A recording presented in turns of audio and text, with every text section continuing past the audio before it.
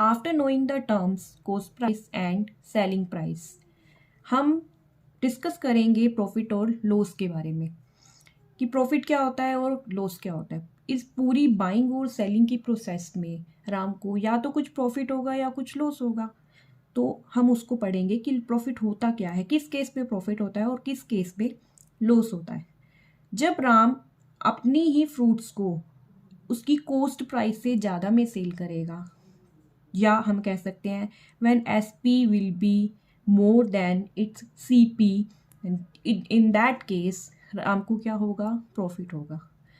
और इसी तरह से जब एसपी सीपी से कम होगा तो उस केस में राम को क्या होगा, लॉस होगा। Here, what is profit?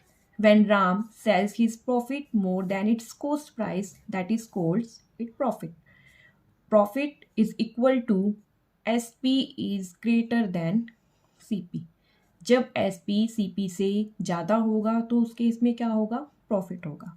और लॉस क्या होता है, when Ram sells his fruits less than its cost price, that is called loss. तो लॉस किस केस में होगा, जब SP CP से कम होगा। तो ये आज की हमारी कुछ बेसिक टर्म्स थी प्रॉफिट एंड लॉस के बारे में। नेक्स्ट क्लास में हम कुछ प्रॉब्लम्स लेकर आएंगे, कुछ प्रॉब्लम्स को हम डिस्कस करेंगे कि हम इनको सॉल्व कैसे करते हैं, प्रॉफिट कैसे फाइंड आउट होता है और लॉस कैसे फाइंड आउट होता है।